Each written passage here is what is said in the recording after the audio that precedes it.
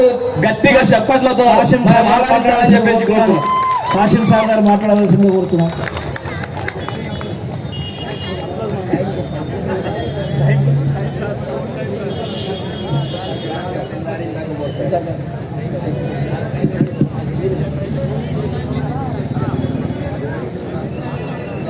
ఈ కార్యక్రమానికి అధ్యక్షత వహించి నిర్వహిస్తున్న మిత్రుడు ఈశ్వర్,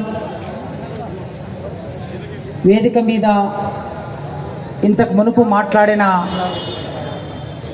మన పెద్దలు జేబీ రాజు గారు, ఇంకా మాట్లాడవలసి ఉన్న తమ్ముడు నరేష్,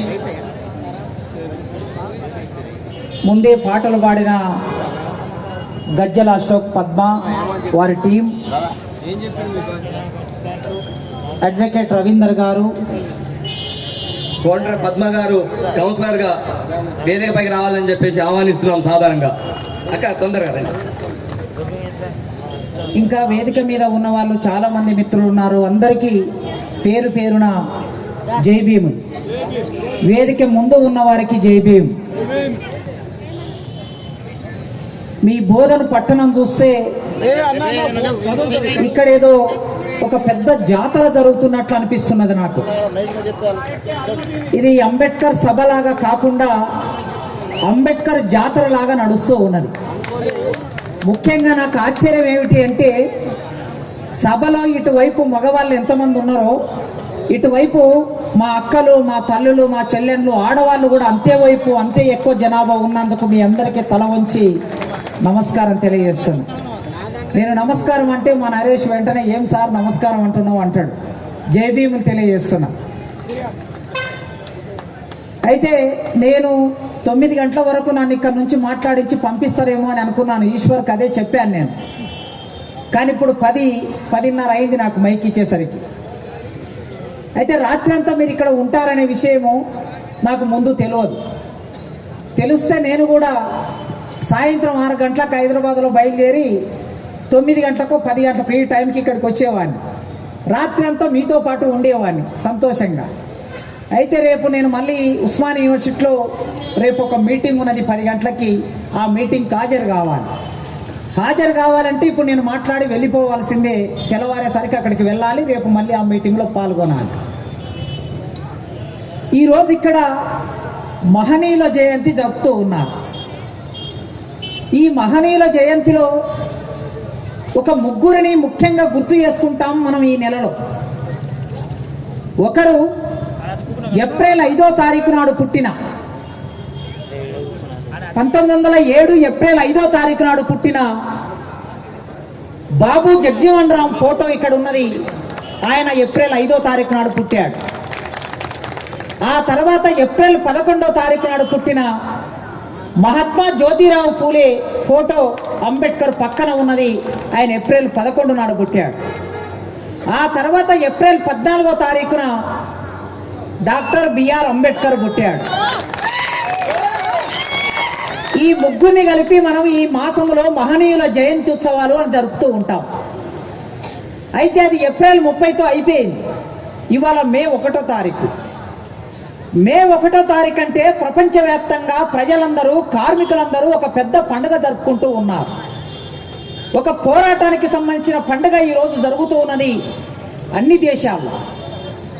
ఆ పండుగ ఏమిటి అంటే, కార్మికులు తమ రక్తాన్ని ఈ నేల మీద చిందించిన కార్మికులు 1886 మే 1వ తారీఖున కంపెనీలలో, పరిశ్రమల్లో, కార్ఖానాల్లో 20 గంటల సేపు పని చేయిస్తుంటే మనిషికి నిద్రపోవడానికి కొంత సమయం, తినడానికి కొంత సమయం, స్నానం చేయడానికి మరికొంత సమయం, ఆడుకోవడానికి, పాడుకోవడానికి సమయం ఉండవలసింది. కానీ ఆనాడు ఈ దేశంలో, ఈ ప్రపంచంలో పెట్టుబడిదారులు 200 సంవత్సరాల కిందట పెట్టుబడిదారులు మనుషుల్ని జంతువుల్లాగా పరిశ్రమల్లో యంత్రాల కింద పనిచేస్తూ ఉండేవాళ్ళు. 20 గంటలు పనిచేస్తూ ఉండేవాళ్ళు.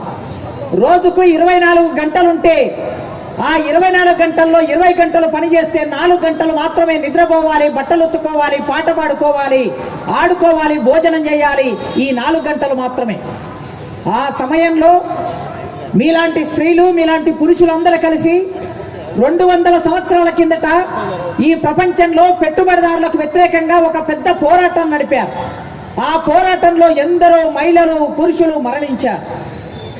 ఆ మరణించిన సందర్భంగా మే 1వ తారీఖు నాడు 7 మంది కార్మిక నాయకుల్ని అమెరికాలో ఉరితీసినందుకు, ఆ ఉరితీతకు వ్యతిరేకంగా జరిగిన పోరాటంలో వాళ్ళు ఒరిగిపోయినందుకు ఆ మేడే 1వ తారీఖు నాడు ఇవాళ ప్రపంచమంతా మేడే దినోత్సవాన్ని జరుపుకుంటున్న సందర్భంలో ఇవాళ మనం మహనీయుల జయంత్యుత్సవాలను జరుపుకుంటున్నాం. ఈ మేడేకు అంబేద్కర్కి ఏమిటి సంబంధం? ఈ మేడేకు పూలేకు ఏమిటి సంబంధం? ఈ మేడేకు బాబు జగజీవన్ రావుకు ఏమిటి సంబంధం అంటే, ఈ సంబంధం ఈ దేశంలో పుట్టినటువంటి 3 మహనీయులకి ఈ సంబంధం ఉన్నది.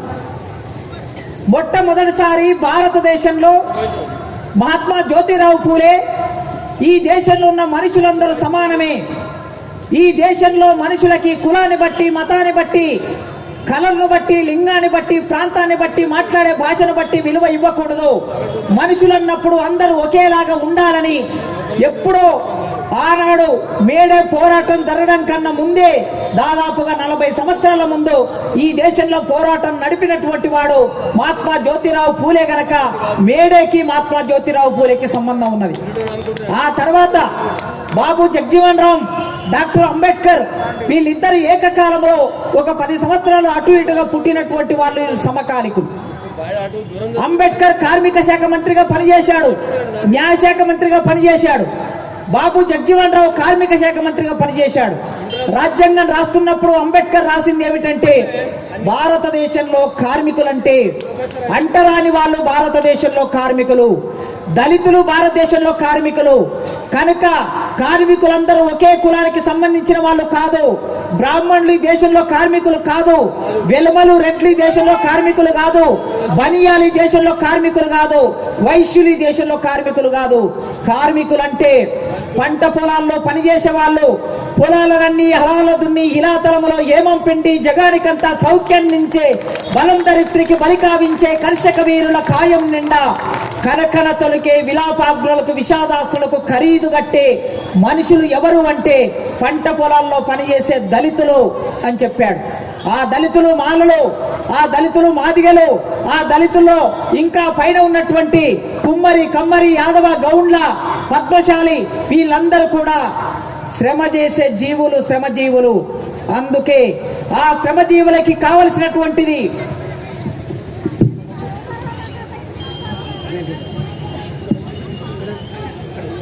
ఆ శ్రమజీవులకి ఈ దేశంలో హక్కు ఇవ్వాలంటే భారత రాజ్యాంగంలో హక్కు కావాలని అంబేద్కర్ ఆనాడు గాంధీతో, నెహ్రూతో, సర్దార్ పటేల్తో పోరాటం చేసి అంబేద్కర్ హక్కును సాధించాడు.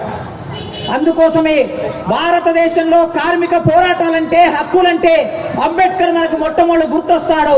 అంబేద్కర్ రాజ్యాంగంలో రాస్తే కార్మిక శాఖ మంత్రిగా పనిచేసిన బాబు జగజీవన్ రామ్ ఆ చట్టాలని పార్లమెంటులో సభ్యుడుగా, మంత్రిమండలిలో ఒక మంత్రిగా ఆ చట్టాలని అమలు చేసిన చరిత్ర బాబు జగజీవన్ రామ్కున్నది.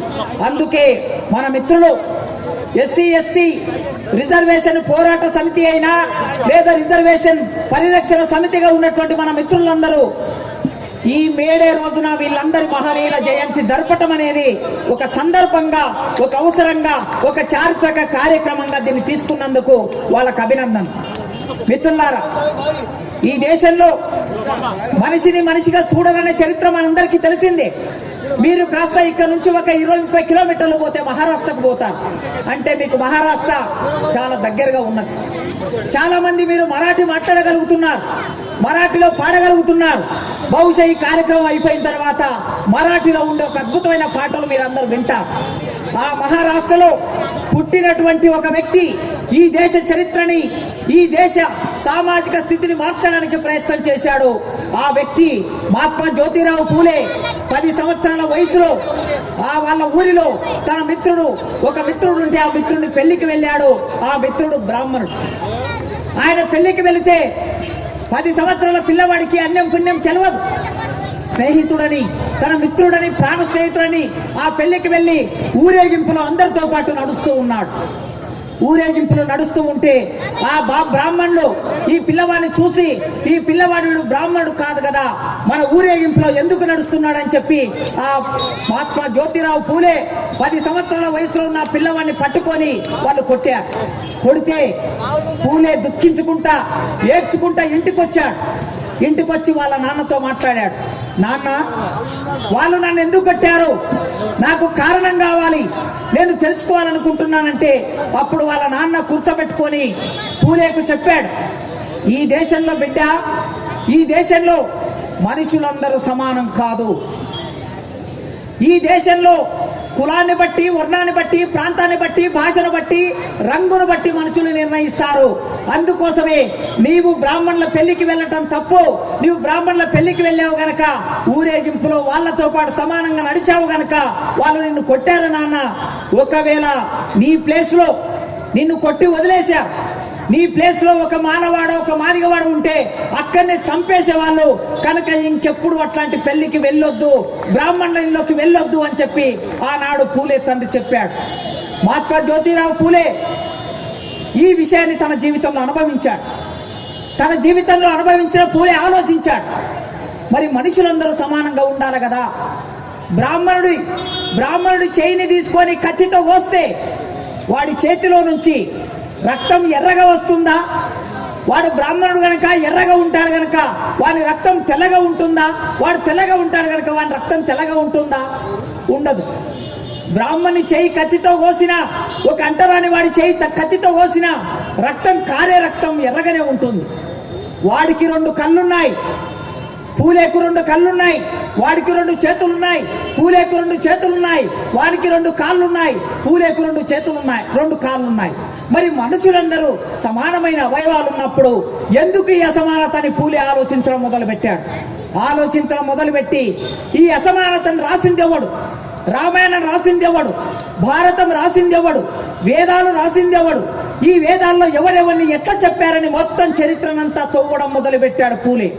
అట్లా చదువులోకి వెళ్ళినప్పుడు మహాత్మా జ్యోతిరావు పూలే చదువుకుంటున్న వయసులోనే వాళ్ళ ఇంట్లో మహాత్మా జ్యోతిరావు పూలే వాళ్ళ తండ్రి పేరు గోవిందరావు. ఈ పూలే తండ్రి దగ్గర 20 ఎకరాల భూమి ఉండేది, వ్యాపారం చేసుకునేవాళ్ళు. ఇంతకుముందు తమ్ముడు చెప్పాడు, మన బంజారా తమ్ముడు చెప్పాడు, చాలా అద్భుతంగా చెప్పాడు. ఏం చెప్పాడంటే, ఈ దేశంలో పూలే అయినా, ఈ దేశంలో అంబేద్కర్ అయినా ఎవరి కోసం పనిచేశాడు? బీసీల కోసం పనిచేశాడు. అందరు ఏమనుకుంటారంటే అంబేద్కర్ అంటే ఎస్సీల వాడని, పూలే అంటే ఎస్సీల వాడని మాట్లాడుకుంటూ ఉంటారు. కానీ మహాత్మా జ్యోతిరావు పూలే పుట్టిన కులం ఏంటో తెలుసా మీకు? ఆయన మాలి కులంలో పుట్టాడు. మాలి కులం అంటే మనం ఇక్కడ ముదిరాజు అని పిలుస్తాం. ముదిరాజు అనే కులం, తెలుగు వాళ్ళు అనే కులం, 2 కులాల పేర్లతో పిలుస్తూ ఉంటాం. ఆ పూలే మీకు దగ్గర ఉన్న మహారాష్ట్రలో పుట్టినటువంటి కులం ముదిరాజుల కులం, తెలుగు వాళ్ళ కులం. ఆ రోజుల్లోనే వాళ్ళ నాన్నకి గోవిందరావుకి 20 ఎకరాల భూమి ఉండేది.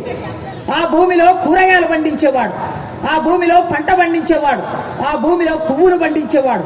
ఆ పువ్వులని ఆనాడు ఆ దేశానికి రాజులుగా ఉన్నటువంటి బ్రాహ్మణ రాజులకి, పీష్వా రాజులకి ఆ పూలని సప్లై చేస్తూ ఉండేవాడు.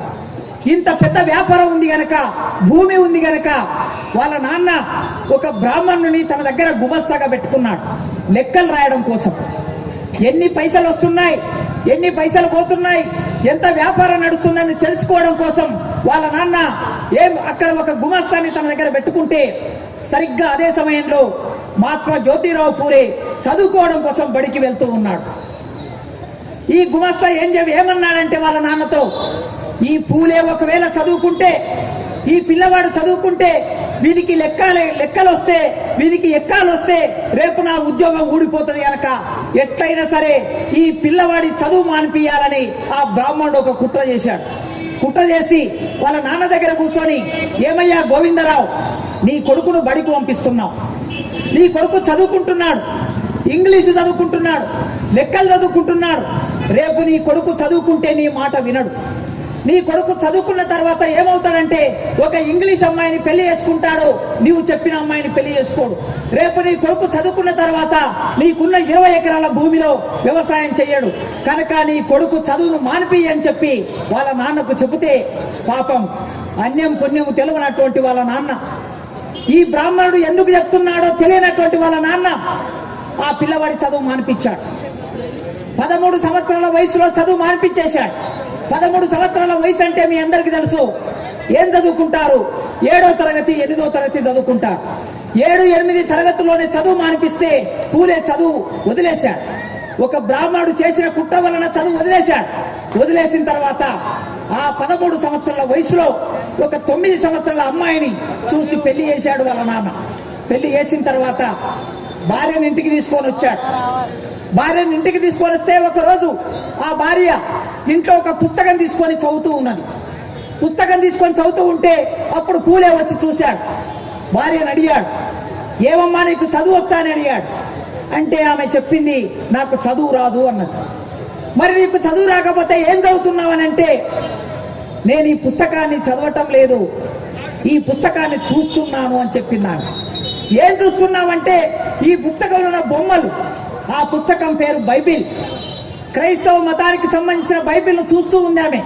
ఆ పుస్తకంలో ఉన్న బొమ్మలు ఆమెకు నచ్చాయి. ఏం బొమ్మలు ఉన్నాయి అందులో? ఒక మనిషి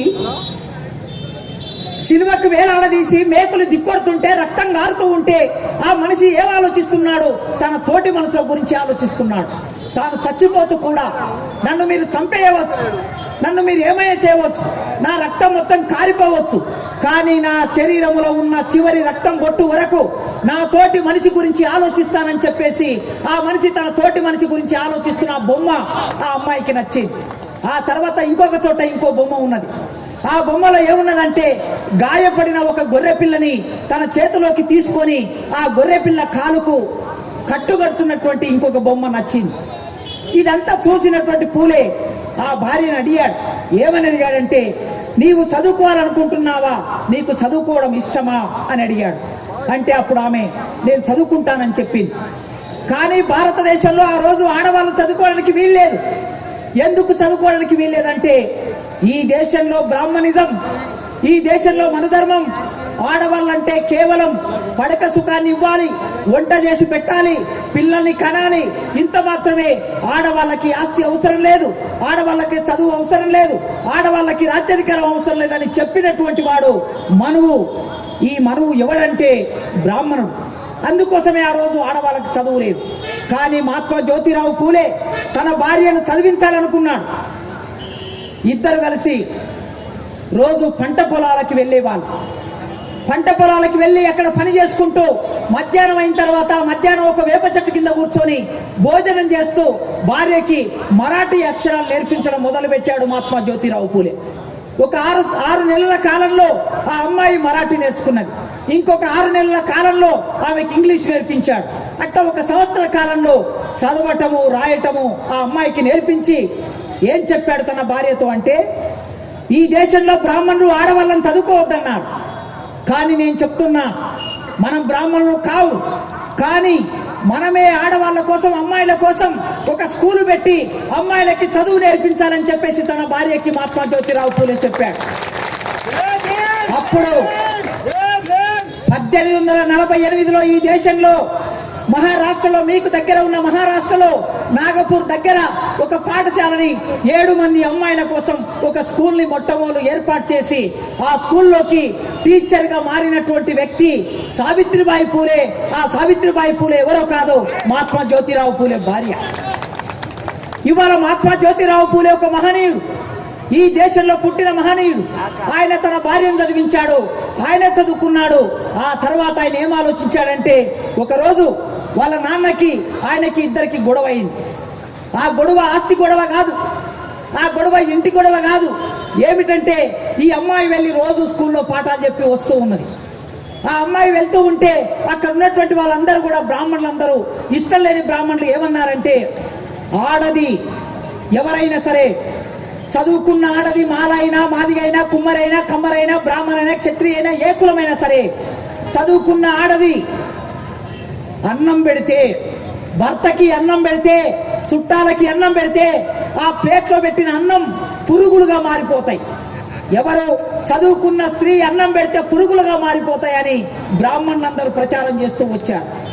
ఆమె స్కూల్కి వెళుతుంటే నీవు పాఠం చెప్పొద్దు, ఆడవాళ్ళకి చదువు చెప్పడం తప్పు, నువ్వు నరకానికి పోతామని చెప్పేసి ఆమె మీద దాడి చేశారు, ఆమె మీద పేడ పోశారు, ఆమె మీద మట్టి పోశారు. అయినా పట్టుదలగా చదువు చెప్పడం మొదలుపెట్టింది.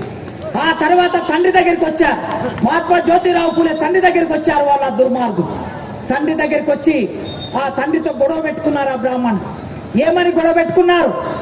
ఏమయ్యా గోవిందరావు, నీవు ఈ ఊళ్ళో ఉండాలనుకుంటే, నీ కొడుకు స్కూల్ నడుపుతున్నాడు కదా, ఆడవాళ్ళ కోసం స్కూల్ నడుపుతున్నాడు కదా, మా ధర్మం ప్రకారం, మా బ్రాహ్మణుల ధర్మం ప్రకారం, మా హిందూ ధర్మం ప్రకారం ఆడవాళ్ళు చదువుకోవటం అనేది నిషేధించాం. అందుకోసమే ఈ స్కూల్ మానిపియాలి. వెంటనే నీ ఊళ్ళో ఉండాలనుకుంటే ఇక్కడ స్కూల్ నడవద్దని చెప్పి వాళ్ళ నాన్నతో గొడవ పెట్టుకున్నారు. సాయంత్రం మహాత్మా జ్యోతిరావు పూలే తన భార్య ఇద్దరు ఇంటికి వచ్చారు. ఇంటికి రాగానే వాళ్ళ తండ్రి కూర్చోబెట్టుకున్నాడు. ఇద్దరు కోడల్ని కొడుకును కూర్చోబెట్టుకొని అడిగాడు, మీరు ఈ ఇంట్లో ఉండాలనుకుంటే మీరు నడుపుతున్న స్కూల్ను మూసేయాలి అన్నాడు.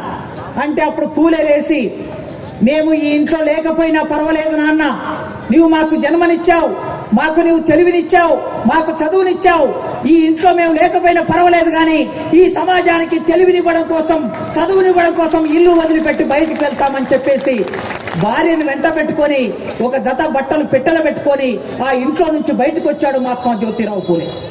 ఈ దేశంలో అద్భుతమైన మహనీయుడు, మన నేల మీద నడిచిన మహనీయుడు అక్కడ నుంచి బయటకు వచ్చాడు. బయటకు వస్తే చిట్ట చివరికి ఆ బ్రాహ్మణులు ఏం చేశారంటే, అక్కడ ఉన్నటువంటి ఆ మహాత్మా జ్యోతిరావు పూలేని చంపాలని చెప్పేసి ఇద్దరు మాదిగోళ్ళని పిలిపించారు. ఇద్దరు మాదిగోళ్ళని పిలిపించి వాళ్ళిద్దరికి కత్తులు ఇచ్చి పడుకున్నటువంటి పూలేను చంపమని పంపించారు. పంపిస్తే వాళ్ళిద్దరు చంపడం కోసం వస్తే పూలే చాలా బలంగా ఉండేవాడు, చాలా గట్టిగా ఉండేవాడు. వాళ్ళ ఇంట్లోకి రాగానే లేచి నిలబడ్డాడు.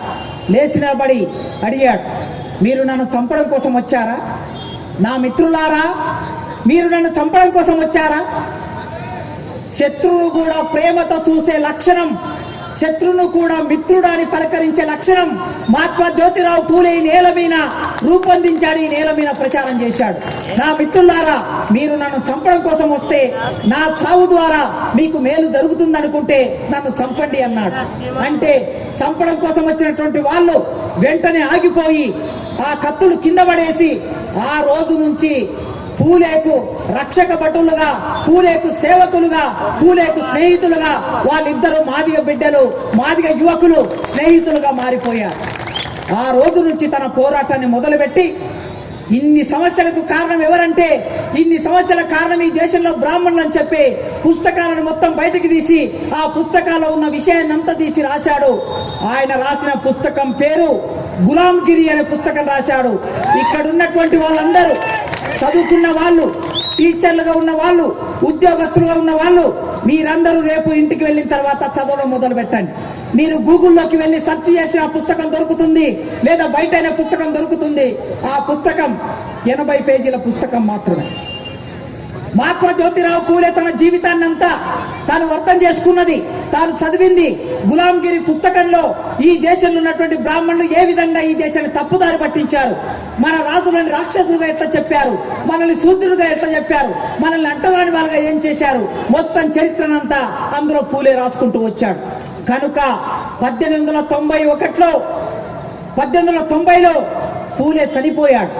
1891లో అంబేద్కర్ పుట్టాడు. పూలే చనిపోయిన చోట ఆ పూలే సమాధి నుంచి పుట్టినటువంటి ఒక మొక్క, ఒక వృక్షమైంది దేశంలో డాక్టర్ బిఆర్ అంబేద్కర్ రూపంలో. అందుకే అంబేద్కర్ పుట్టిన తర్వాత, పెరిగి పెద్దగైన తర్వాత ఇద్దరిని తన గురువులుగా ప్రకటించుకున్నాడు. ఒకడు బుద్ధుడు. ఈ దేశంలో సొంత ఆస్తి లేని రాజ్యం ఉంటే శోకం ఉండదని చెప్పి ప్రబోధించి పరితపించి కోరిన బుద్ధుని యోచనని డాక్టర్ బిఆర్ అంబేద్కర్ చేపట్టాడు. కోరికలకి కారణం ఈ దేశంలో, ఈ ప్రపంచంలో సమస్యలు, ఈ సమస్యల వలన కోరికలు, ఈ కోరికల వలన దుఃఖము, ఈ అన్నిటిని వదిలేయాలని చెప్పినటువంటి బుద్ధుడు, ఆనాడు బ్రాహ్మణిజానికి వ్యతిరేకంగా పోరాటం చేసిన బుద్ధుడిని మొట్టమొదటి గురువుగా అంబేద్కర్ స్వీకరించాడు. ఆ తర్వాత రెండో గురువుగా మహాత్మా జ్యోతిరావు పూలేని స్వీకరించాడు. మూడో గురువుగా కబీర్ను స్వీకరించాడు. కనుక ఈ దేశంలో అంబేద్కర్కి గురువులాగా మారినటువంటి పూలే మనకి స్మరణీయుడు. ఆయన పుట్టినటువంటి ఏప్రిల్ 11వ తారీఖును మనం మహనీయుడిగా గుర్తించి ఆ జయంతి ఉత్సవాలను జరుపుకుంటున్నాం. ఆ తర్వాత ఇక్కడ ఉన్నటువంటి బాబు జగజీవన్ రావు, మీలో చాలా మందికి ఎంతమందికి తెలుసో నాకు తెలియదు. బాబు జగజీవన్ రావు అంటే చాలా మంది అనుకునేది అంబేద్కర్ అంటే మహారని, జగజీవన్ రావు అంటే చెమరని, ఈయన మహర్ అంటే మాల అని, ఆయన చెమర్ అంటే మాదిగా అని, ఈ రెండు మాత్రమే చాలా మందికి తెలుసు మిత్రులారా. కానీ ఆనాటి స్వాతంత్ర పోరాటంలో, ఆనాటి రాజ్యాంగ పరిషత్తులో ఇటువైపు అంబేద్కర్, అటువైపు బాబు జగజీవన్ రావు లేకపోతే ఇవాళ మనకు రిజర్వేషన్లు వచ్చేవి కావు. ఆయన పుట్టిన కాలం, బాబు జగజీవన్ రావు పుట్టిన కాలం, అంబేద్కర్ పుట్టిన కాలం, వాళ్ళిద్దరికి ఒక 15 సంవత్సరాల తేడా ఉన్నది. కానీ ఒకవైపు కాంగ్రెస్ పార్టీలో ఉంటూనే ఈ దేశంలో ఉన్న ఎస్సీల కోసం, ఎస్టీల కోసం, బీసీల కోసం పోరాటం చేసి ఆనాటి కాంగ్రెస్ పార్టీలో ఒక ప్రధానమైన నాయకుడిగా ఎదుర్కొంటూ వచ్చాడు బాబు జగజీవన్ రావు. మీకు తెలుసు 1975లో ఇందిరాగాంధీ ఎమర్జెన్సీ పెట్టినప్పుడు ఆ ఇందిరాగాంధీని వ్యతిరేకించినటువంటి ఏకైక నాయకుడు కాంగ్రెస్ పార్టీలో ఉంటూనే, కాంగ్రెస్ పార్టీలో మంత్రిగా ఉంటూనే ఇందిరాగాంధీని వ్యతిరేకించిన మనగాడెవరైనా ఉన్నాడంటే బాబు జగజీవన్ రావు మాత్రమే ఇందిరాగాంధీని వ్యతిరేకించాడు. ఆ రోజుల్లో రాజ్యాంగ పరిషత్తులో ఇంతకుముందు జేపీ రాస్ సార్ చెప్పారు. ఏం చెప్పారు? రిజర్వేషన్ల గురించి, ఓటకు గురించి రాజ్యాంగ పరిషత్తులో చర్చ వచ్చింది. చర్చ వచ్చినప్పుడు రిజర్వేషన్లని వ్యతిరేకించే వాళ్ళు ఎక్కువ మంది ఉన్నారు, రిజర్వేషన్లను సపోర్ట్ చేసే వాళ్ళు తక్కువ మంది ఉన్నారు. అప్పుడు అంబేద్కర్, బాబు జగజీవన్ రావు ఇద్దరు సమావేశమయ్యి బాబు జగజీవన్ రావుకు చెప్పాడు, నేను 4 కమిటీలో ఉన్నా, నీవు 5 కమిటీలో ఉన్నావు. నీ కమిటీల్లో నీవు పోరాటం చేయి, నా కమిటీల్లో నేను పోరాటం చేస్తా. మన ఇద్దరం వచ్చి రాజ్యాంగ పరిషత్తులో ప్రతిపాదన పెట్టినప్పుడు నీవు కాంగ్రెస్ పార్టీ నుంచి ప్రతిపాదన పెట్టు, నేను డిప్రెషన్ క్లాసెస్ తరఫున నేను ప్రతిపాదన పెడతా అని ఇద్దరు మాట్లాడుకొని రాజ్యాంగ పరిషత్తులో ఇద్దరు కలిసి పోరాటం చేసి మనందరికీ రిజర్వేషన్లు సాధించి పెట్టారు. కనుక ఒకవైపు మహాత్మా జ్యోతిరావు పూలే, మరోవైపు అంబేద్కర్, ఇంకోవైపు బాబు జగజీవన్ రావు, వీళ్ళు ముగ్గురు చేసిన పోరాట ఫలితంగా మనకి ఇవాళ ఈ హక్కులు వచ్చాయి. నేను ఒక ప్రొఫెసర్గా నా పేరు కాసిం అని చెప్పగానే చాలా మంది ముస్లిం అనుకుంటా, కానీ నేను కాసిం అంటే ముస్లిం కాదు, నేను మాదిగ బిడ్డని, ఈ నేల మీద పుట్టినటువంటి మాదిగ బిడ్డని. ఇక్కడికి దాదాపుగా ఒక 1000 కిలోమీటర్ల దూరంలో, ఒక 700 కిలోమీటర్ల దూరంలో మా ఊరు ఉంటుంది. నల్లమల్ల అడవుల్లో పుట్టినటువంటి నేను, హైదరాబాద్కు చదువుకోవడానికి వచ్చినటువంటి నేను, హైదరాబాద్లో చదువుకొని 100 సంవత్సరాలు పూర్తి చేసుకున్న ఉస్మాన్ యూనివర్సిటీలో ప్రొఫెసర్గా ఉంటున్నానంటే దానికి కారణం డాక్టర్ బిఆర్ అంబేద్కర్ మాత్రమే. డాక్టర్ బిఆర్ అంబేద్కర్ లేకపోతే నాకు చదువు లేదు, డాక్టర్ బిఆర్ అంబేద్కర్ లేకపోతే నాకు ఉద్యోగం లేదు, డాక్టర్ బిఆర్ అంబేద్కర్ లేకపోతే ఇవాళ నాకు జ్ఞానం లేదు, డాక్టర్ అంబేద్కర్ లేకపోతే నాకు ఇవాళ ఈ గొంతు లేదు. నా చేతిలో కలమైనా, నాకున్న గొంతైనా, నా మేధస్సు అయినా ఇది ఎక్కడి నుంచి వచ్చిందంటే అంబేద్కర్ వలన, ఆయన రాసిన రాజ్యాంగం వలన, వాళ్ళ పోరాటం వలన వచ్చింది. అందుకోసమే తమ్ముడు చెప్పాడు కదా, ఎన్నిసార్లు నేను మాట్లాడితే భయపడుతున్నారు, నా మాటలకి భయపడుతున్నారు, నా రాతలకి భయపడుతున్నారు, నేను ఒక వ్యాసం రాస్తే భయపడతారు, నేను ఒక ఉపన్యాసం మాట్లాడితే భయపడతారు. ఎవరు భయపడుతున్నారు? అటు బ్రాహ్మణులు భయపడతారు, ఇటు అగ్రకులాలు భయపడతారు, అటు ప్రభుత్వం భయపడుతుంది. భయపడి నన్ను తీసుకెళ్లి జైల్లో పెడతారు. జైల్లో పెట్టారు, 6 నెలలు జైల్లో పెట్టారు. మళ్ళీ బయటకు వచ్చాను. బయటకు వచ్చిన తర్వాత వీడు సైలెన్స్ ఉంటారనుకున్నారు.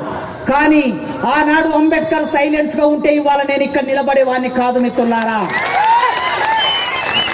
మీరు నా కోసం ఇంతమంది ఉన్నారు, నా కోసం నేను జైలుకి వెళితే నా కోసం పోరాటం చేయడానికి మీరు ఇంతమంది ఉన్నారు.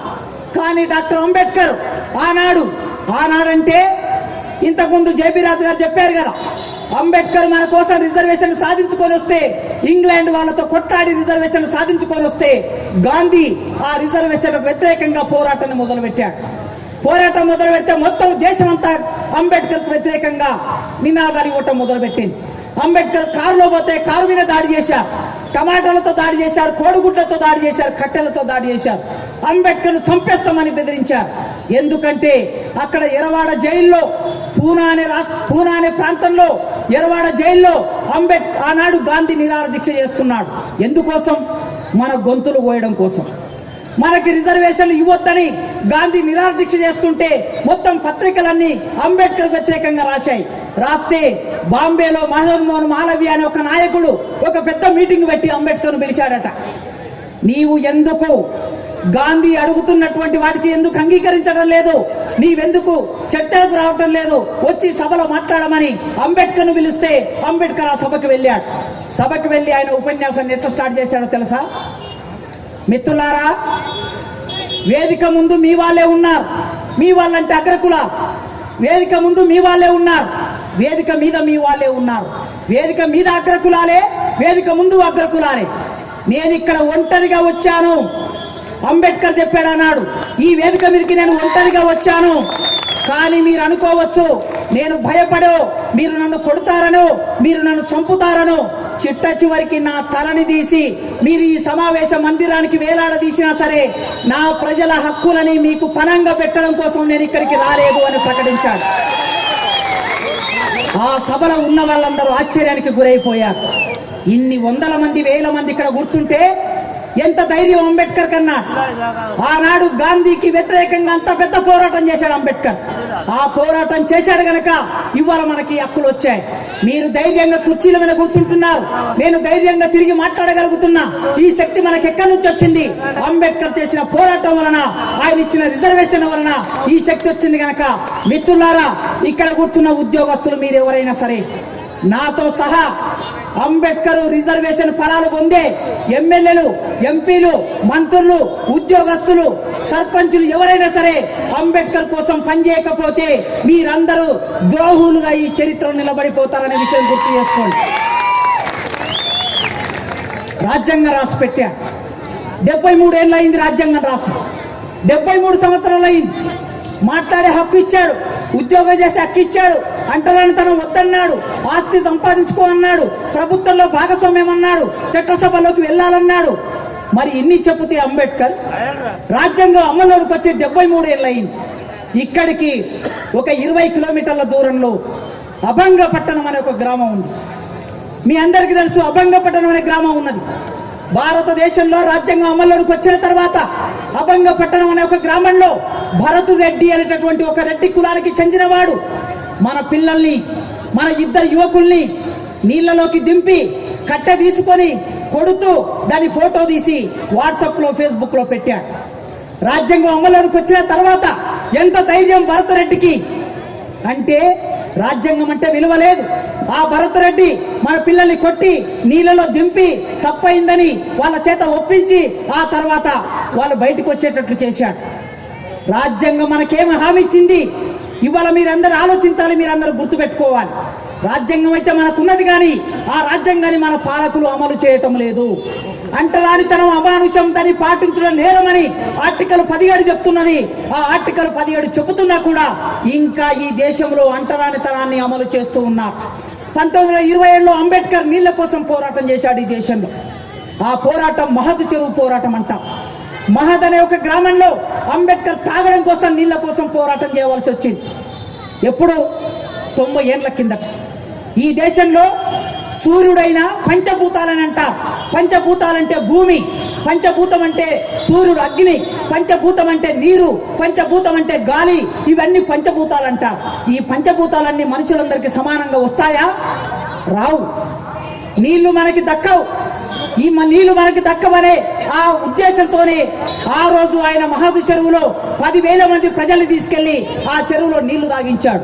నీళ్లు తాగిస్తే ఆయన మీద దాడి చేసి కాళ్ళు విరగొట్టి, చేతులు విరగొట్టి ఎంతో మంది దళితుల్ని గాయపరిచారు ఆనాడు ఉన్నటువంటి అగ్రకుల. రాజ్యాంగంలో అందుకోసమే రాశాడు ఆయన. ఏం రాశాడంటే ఈ దేశంలో ఎవడైనా సరే పబ్లిక్ ప్రదేశాల్లో స్వేచ్ఛగా తిరగొచ్చు, పబ్లిక్ ప్రదేశాల్లో బావులలో నీళ్లు తాగొచ్చు, వాగులలో నీళ్లు తాగొచ్చు, హోటల్లో కాఫీ తాగొచ్చు, అందరితో సమానంగా ఉండొచ్చు, చదువుకోవచ్చు అని చెప్పి అంబేద్కర్ రాజ్యాంగం రాశాడు. మరి అంబేద్కర్ రాజ్యాంగం రాస్తే అమలవుతున్నదా ఇది?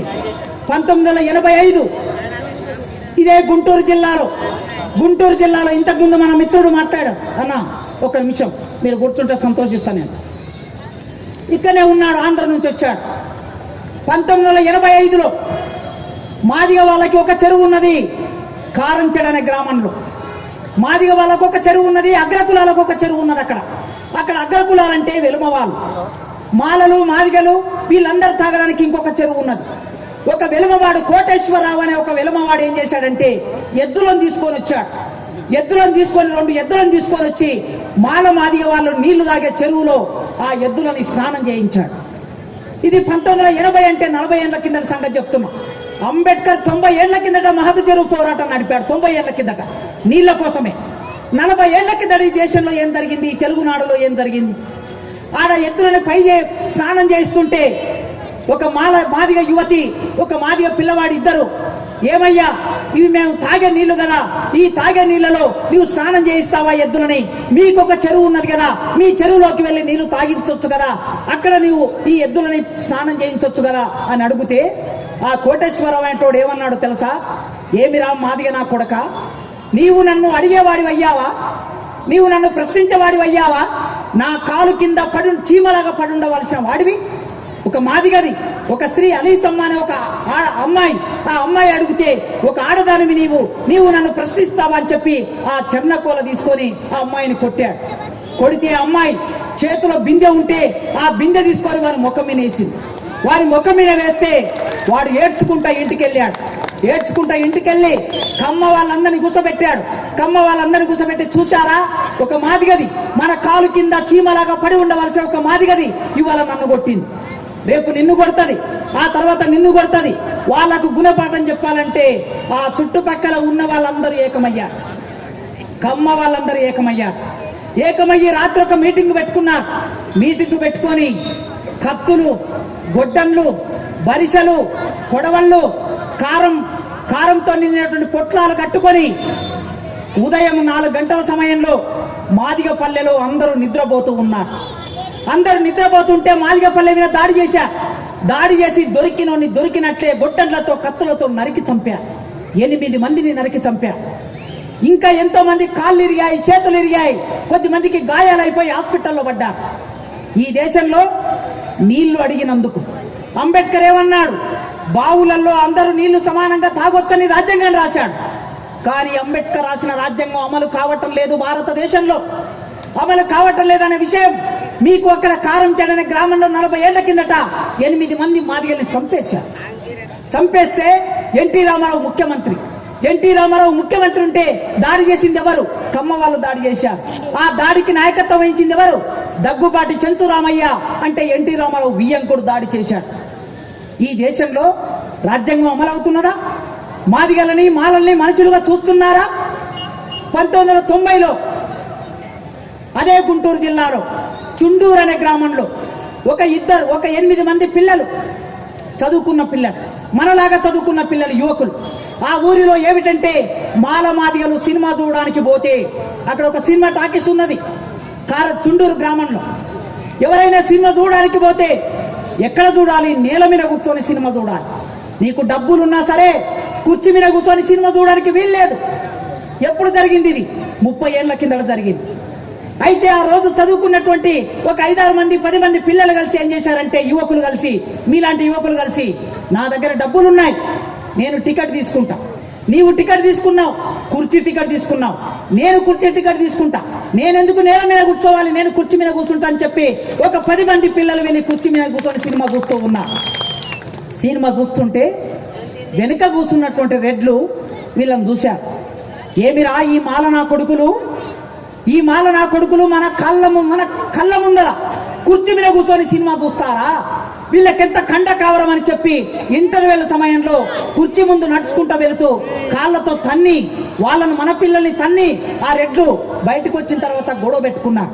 ఏం గొడవ పెట్టుకున్నారంటే, మీరు కుర్చీ మీద కూర్చొని ముందు కూర్చున్నటువంటి మా అమ్మాయిలు ముందు కూర్చున్నారు కుర్చీలలో, మీరు వెనుక కూర్చొని మీరు కాళ్ళతో మా అమ్మాయిల్ని తన్నారని చెప్పి మన పిల్లల మీద అపవాదు మోపి బయటకు వచ్చిన తర్వాత వెంటబడి 8 మంది మాల యువకుల్ని చంపేసి శవాలని గోనె సంచుల్లో పెట్టి తుంగభద్ర నది కాలువలో పడేశారు. ఆనాడు ఈ రాష్ట్రానికి ముఖ్యమంత్రి నేదురుమల్లి జనార్దన్ రెడ్డి ముఖ్యమంత్రిగా ఉంటే రెడ్లు మాల వాళ్ళని చంపారు. ఎన్టీ రామారావు కమ్మ ముఖ్యమంత్రిగా ఉంటే ఆ కమ్మలు మాదిగ వాళ్ళని చంపారు. ఇది 30 ఏళ్ల కిందట 40 ఏళ్ల కిందట జరిగింది. రాజ్యాంగం ఏం చెప్తున్నది? దాడులు చేయొద్దని చెప్తున్నది.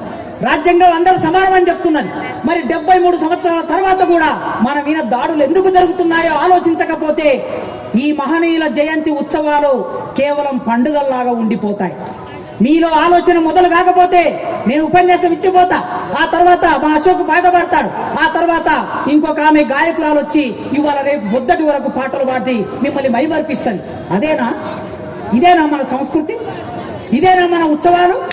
ఇదేనా మన పోరాటం? ఏం జరుగుతుందో మీకు తెలవాలి. ఈ దేశం మీకు ఇక్కడ దగ్గరుంది మహారాష్ట్ర సంగతి చెప్తా. 2007 సంగతి చెప్తున్నా మీకు. 2007 అంటే ఇప్పటికి ఎన్ని సంవత్సరాలు? కేవలం 15 సంవత్సరాలు. 15 సంవత్సరాల కిందట బయ్యాలాల్ ఒక బౌద్ధ కుటుంబం. మీరందరూ బుద్ధుని నమ్ముతారు, బుద్ధుని మనం అందరం పూజిస్తాం. బయ్యాలాల్ అనేటటువంటి ఖైర్లాంజ్ అనే ఒక గ్రామం మహారాష్ట్రలో నాగపూర్కు దగ్గర ఉంటుంది. ఈ ఖైర్లాండ్ అనే గ్రామంలో బయ్యాలాల్ కుటుంబం 2 బిడ్డలు, ఒక బిడ్డ 2 కొడుకులు, తన భార్య, ఆయన 4 ఎకరాల భూమి. ఆ గ్రామంలో 4 ఎకరాల భూమి ఖైర్లాంజ్లో. ఆ గ్రామ పెద్దలందరూ ఒక నిర్ణయం చేశారు. ఆ గ్రామంలో అగ్రకులాలందరూ కలిసి ఒక నిర్ణయం చేశారు. ఏం నిర్ణయం చేశారంటే ఈ ఊరిలో ఒకే ఒక్కడు ఎస్సీ, వాడు బౌద్ధ మతాన్ని నమ్ముతున్నాడు, వారికి 4 ఎకరాల భూమి ఉంది. ఆ భూమిని మనం లాక్కోవాలి, మనం ఆ భూమిలో రోడ్ వేయాలి, ఆ భూమిని మనం లాక్కోవాలని చెప్పేసి ఒకరోజు బయ్యాలను పిలిపించి కూర్చోబెట్టి అడిగారు, ఆ భూమి మాకు ఇచ్చేయాలి 4 ఎకరాల భూమి అంటే. అప్పుడు ఆయన చెప్పాడు, అయ్యా మీకు దండం పెడతా, నాకు 2 కొడుకులున్నారు, ఆ 2 కొడుకులకి కాళ్ళు లేవు, వాళ్ళిద్దరికి కాళ్ళు లేవు. నాకు ఒక బిడ్డ ఉన్నది, డిగ్రీ చదువుకుంటున్నది. నేను బతకాలంటే, నా 3 పిల్లల్ని బతికించుకోవాలంటే ఆ పొలం మీద వచ్చే ఆదాయమే నాకున్నటువంటి ఏకైక ఆదాయం గనక దయచేసి నా పొలాన్ని జోలికి రాకండి అని దండం పెట్టుకున్నాడు. దండం పెట్టుకుంటే సరే అని చెప్పి వదిలేసిన తర్వాత ఒకరోజు బయ్యాలాలు సంతకు వెళ్ళాడు. పక్క ఊరిలో సంతకు వెళ్తే మొత్తం ఊరంతా ఏకమై బయ్యాలాలు ఇంటి మీదకి దాడి వచ్చింది. ఆ ఇంట్లో బయ్యాలాలు లేడు. కాళ్ళు లేని 2 పిల్లలు ఉన్నారు, మగ పిల్లలు. 18 సంవత్సరాల ప్రియాంక వాళ్ళ బిడ్డ ఉంది, బయ్యాలాల భార్య ఉన్నది, 4 ఇంట్లో ఉన్నారు. ఆ ఊరి నుంచి వచ్చినటువంటి వాళ్ళందరూ ఈ పిల్లల్ని కొడుతూ తల్లిని కట్టేసి, ఒక నిట్టాడుకు తల్లిని కట్టేసి, వాళ్ళ చెల్లెని కట్టేసి, ఈ కాళ్ళు లేని 2 పిల్లలతో ఏమన్నారో తెలుసా? ఒరే, నీ తల్లి మీద మానభంగం చేయి, నీ చెల్లె మీద మానభంగం చేయి అని ఆ పిల్లల్ని కొడితే, ఆ పిల్లలు చేయకపోతే వాళ్ళ మర్మాంగవాయాలను రాళ్ల మీద పెట్టి నలగదంచి 2 పిల్లల్ని చంపేశారు. కాళ్ళు లేని పిల్లల్ని చంపేసిన తర్వాత ఆ తర్వాత బయ్యాలాలు భార్యను చంపారు, బిడ్డను చంపారు. ఎంత దుర్మార్గంగా చంపారంటే ఈ దేశంలో అగ్రకులాలు, ఒరే నీవు పుట్టిన తర్వాత తమ రక్తాన్ని పాలుగా మార్చి పాలివ్వడానికి పాలిళ్ళు ఉంటాయిరా ఏ తల్లికైనా. ఆ ప్రియాంక 18 ఏళ్ళు నిండిన డిగ్రీ చదువుకుంటున్న ప్రియాంక పాలిళ్ళు కోసి చంపేశారు. ఆ బిడ్డని చంపేసి తీసుకెళ్లి శవాలని కాలువలో పడేశారు. ఇది 2007లో జరిగింది. ఇది ఎప్పుడో 90 ఏళ్ల కిందట, 100 సంవత్సరాల కిందట జరిగిందని చెప్పడం లేదు. 15 ఏళ్ల కిందట మీ పక్కనే మహారాష్ట్రలో ఖైర్లాంజ్లో జరిగింది. మీరు ఇప్పటికీ మీ చేతుల్లో సెల్ ఫోన్లు ఉన్నాయి, ద ఇన్సిడెంట్ ఆఫ్ ఖైర్లాంజ్ అని కొట్టండి. ఖైర్లాంజ్ కేసు అంతా, చార్జ్ షీట్ అంతా మీ ముందుకు వస్తుంది. కేసు ఎవడు కేసు పెట్టలే. హిందూ పత్రికలో ఒక చిన్న వార్త వస్తే ఆ వార్తను పట్టుకొని మన దళిత సంఘాల నాయకులందరూ దేశవ్యాప్తంగా ప్రచారం చేస్తే చివరికి కేసు పెట్టి, కేసులో జడ్జి ఏం చేశాడో తెలుసా? ఎవరు కూడా సాక్ష్యం చెప్పలేదు కనుక కేసును కొట్టేస్తున్నా అని చెప్పేసి కేసును కొట్టేశాడు. ఈ దేశంలో దళితుల పరిస్థితి ఎట్లా ఉన్నది? నీళ్లు తాగితే చంపేస్తారు, భూమి ఉంటే చంపేస్తారు, ఆత్మగౌరవం ఉందంటే చంపేస్తారు, చదువుకుందామంటే చంపేస్తారు. చివరికి ఒక భరత్ రెడ్డి అనేటటువంటి వాడు ఇక్కడ ఉన్నటువంటి చెరువులో ఉన్న మట్టిని అక్రమంగా తరలిస్తున్నాడంటే అని చెప్పి ఎంఆర్ఓకు ఫోన్ చేసినందుకు ఆ భరత్ రెడ్డిని వచ్చి మళ్ళీ ఎంఆర్ఓ భరత్ రెడ్డికి చెబితే ఆ భరత్ రెడ్డి మన పిల్లల్ని తీసుకెళ్లి నీళ్లలో దింపి కొడతా. ఈ దేశంలో రాజ్యాంగం ఇట్లా అమలవుతున్నది. ఈ అమలవుతున్న తీరు మీకు అర్థమైతే తప్ప గుండె మండాలి. ఇవాళ మహనీయుల జయంత్యోత్సవాలు జరుపుకుంటున్నామంటే మన గుండె మండాలి, మనకు ఆవేశం రావాలి. ఇది ఒక ఉత్సవం కాదు, ఇది ఒక పోరాటం. అంబేద్కర్ అంటే ఒక పోరాటం, పూలే అంటే ఒక పోరాటం, జగ్జీవన్ రావు అంటే ఒక పోరాటం, ఒక సిద్ధాంతం, ఒక ఆవేశం. కనుక మీరు ఈరోజు ఏమి ప్రతిజ్ఞ తీసుకోవాలి? ఈ సందర్భంగా ఏం ఆలోచించాలి? భారత రాజ్యాంగం అమలై ఉంటే సరిగ్గా ఓటక్కు అందరికీ సమానంగా ఉంది కదా. మరి దేశానికి ప్రధానమంత్రి ఒక ఎస్సీ ప్రధానమంత్రి అయ్యాడా? ఒక ఎస్సీ ప్రధానమంత్రి అయ్యాడా? ఒక ఎస్టీ ప్రధానమంత్రి అయ్యాడా? తమ్ముడు చెప్పాడు కదా, ఈ దేశంలో రాజస్థాన్లో రాజ్పుట్ కులానికి చెందినటువంటి వాళ్ళు బంజారా. చాలా రాష్ట్రాల్లో బంజారాలు ఉన్నారు. మరి చాలా రాష్ట్రాల్లో ఉన్నటువంటి బంజారాల్లోంచి ఒక వ్యక్తినైనా ప్రధానమంత్రి చేశారా? ఈ దేశంలో ఎస్టీల జనాభా 18%, అంటే 20 కోట్ల మందికి పైగా ఉన్నారు. ఎస్సీల జనాభా 22 కోట్లు, అంటే దాదాపుగా 22%, అంటే 30 కోట్ల మంది ఎస్సీల జనాభా ఉన్నది. 30 కోట్ల మందిలో ఒక్కడు ప్రధానమంత్రి కాలే. 18 కోట్ల మందిలో ఒక్కడు ప్రధానమంత్రి కాలే. 52 కోట్ల మంది బీసీలు ఉన్న ఒక్కడు ప్రధానమంత్రి కాలే. కానీ 2% ఉన్న బ్రాహ్మణులు ఈ దేశంలో 14 మంది ప్రధానమంత్రులు అయ్యారు మిత్రులారా. 2% ఉన్న వాళ్ళు 14 మంది ప్రధానమంత్రులు. 2% ఉన్న వాళ్ళు 14 మంది ఎట్లా అవుతారు? 22% ఉన్న వాళ్ళు ఒక్కడు కూడా ఎందుకు కాదు? అంబేద్కర్ రాజ్యాంగం రాశాడు. ఏమంటారు? అంబేద్కర్ రాజ్యాంగం మీకోసం రాశాడంట. మానవుల కోసం, మాదిగల కోసం, ఎస్టీల కోసం రాజ్యాంగం రాశారంటారు. మరి మా కోసమే రాజ్యాంగం రాస్తే మరి మేము ప్రధానమంత్రులం అయ్యా కావాలి కదా. మన తెలంగాణ రాష్ట్రం, ఉమ్మడి ఆంధ్రప్రదేశ్ రాష్ట్రం, మొట్టమొదటి హైదరాబాద్ రాష్ట్రానికి బూరుగుల రామకృష్ణారావు ముఖ్యమంత్రి, బ్రాహ్మణ్. మొదటి ముఖ్యమంత్రి బ్రాహ్మణ్. ఆ తర్వాత ముఖ్యమంత్రి కాసు బ్రహ్మానందరెడ్డి రెడ్డి. ఆ తర్వాత జలగాం వెంగళరావు వెలమ. ఆ తర్వాత చెన్నారెడ్డి రెడ్డి. ఆ తర్వాత కోట్ల విజయభాస్కర్ రెడ్డి రెడ్డి. ఆ తర్వాత ఎన్టీ రామారావు కమ్మ. ఆ తర్వాత చంద్రబాబు నాయుడు కమ్మ. ఆ తర్వాత రాజశేఖర రెడ్డి రెడ్డి. ఆ తర్వాత కిరణ్ కుమార్ రెడ్డి రెడ్డి. తర్వాత రోషయ్య కోమటి. ఆ తర్వాత ఇప్పుడు మన ముఖ్యమంత్రి గారు వేలమ. ఎవరైనా మనం ఉన్నామా? మాలలు, మాదిగలు, కుమ్మరి, కమ్మరి, గౌండ్ల, యాదవ, పద్మశాలి, ముదిరాజు ఎవరైనా మనం ఉన్నామా? మరి రాజ్యాంగం మాది మాది మాది అంటారు కదా. మరి మాది అయితే మాకు రాజకీయంలో, రాజ్యాధికారంలో మా వాటా ఏది? లేదు కదా. ఉద్యోగాల్లో మా వాటా ఏది? లేదు కదా. ఈ దేశంలో 52% మంది బీసీలు, ఎస్సీలు, బీసీలు, ఎస్టీలు కలుపుకుంటే 85% మంది జనాభా ఉన్నారు కదా. మరి 85% మంది ఉన్నప్పుడు ఉద్యోగాల్లో 85% ఉండాలి కదా. మేము లేమే. అంటే రాజ్యాంగం మాది మాది అని చెప్పి రాజ్యాంగ ఫలాలన్నీ అనుభవించే వాళ్ళు అగ్రకులాల వాళ్ళు. అందుకే మిత్రులారా, 73 సంవత్సరాల రాజ్యాంగం సరిగ్గా అమలు కాలే. 75 సంవత్సరాల స్వాతంత్రం మనకి ఫలాలను ఇవ్వలేదు. ఇంకా ఊరికి దూరంగానే ఇంకా అనేక సమస్యలు అనుభవిస్తూ మనం జీవిస్తున్నాం గనక ఈ సందర్భంలో బోధన పట్టణంలో ఇన్ని వేల మంది సభ జరుపుతున్నందుకు మీ అందరికీ తల వంచి నేను జై భీమ్ తెలియజేస్తున్నాను. అదే సందర్భంలో ఈ వేదిక మీద ఉన్న ఈ సభని కార్యక్రమాన్ని నిర్వహిస్తున్న మిత్రులందరికీ మీకు నేను ఒక విజ్ఞప్తి చేస్తున్నా. మీరు ఒక ప్రతిజ్ఞ తీసుకోండి. ఆ ప్రతిజ్ఞ ప్రకారం దళితులంటే మేకలు కాదు, దళితులంటే గొర్రెలు కాదు, దళితులంటే పులులు అనే విషయం మర్చిపోకండి. అంబేద్కర్ ఒక పులి, జగ్జీవన్ రావు ఒక పులి, మహాత్మా జ్యోతిరావు ఒక పులి. కారంచెడులో కలదొక పల్లె, పల్లె పేరురా మాదిగ పల్లె, మానసాయబు ఒడ్డెల జాతికి మాదిగ పల్లె తల్లి లాంటిది.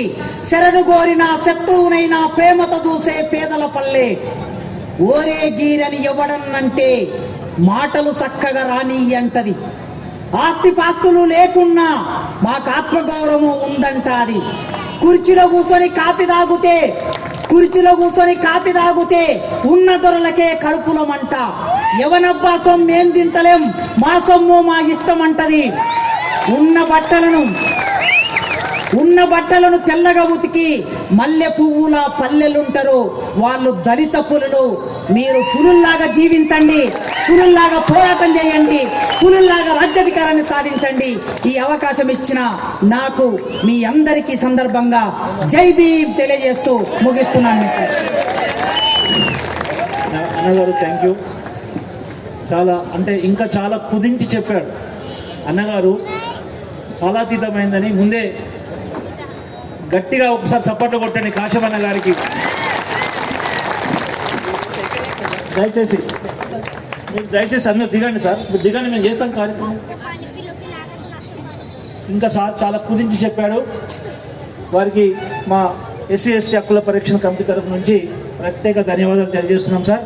ఇప్పుడు మీకు కూడా తెలియజేస్తున్నాను, మేడం రెడీ ఉంది. ముగ్గురు స్పీకర్స్ ఉన్నారు. దయచేసి మేడం వచ్చేస్తూ రెడీ ఉన్నారు. ఆమె మధ్యప్రదేశ్ నుంచి వచ్చింది, ఇక్కడికి మధ్యప్రదేశ్ నుంచి వాహనం వచ్చింది. మేడం వస్తారు.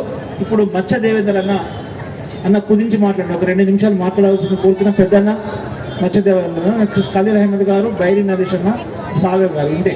దయచేసి మిగతా వాళ్ళంతా పంపించాలి.